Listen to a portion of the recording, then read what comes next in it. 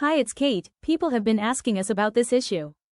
Florida's decision to restrict Medicaid coverage of gender-affirming care began in 2022 when the Florida Agency for Healthcare Administration, AHCA, determined that certain treatments for gender dysphoria did not meet the state's interpretation of generally accepted professional medical standards.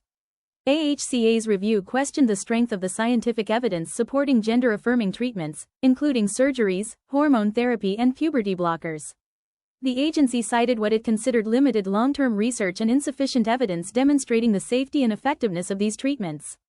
Based on that review, Florida Medicaid moved to exclude these services from coverage.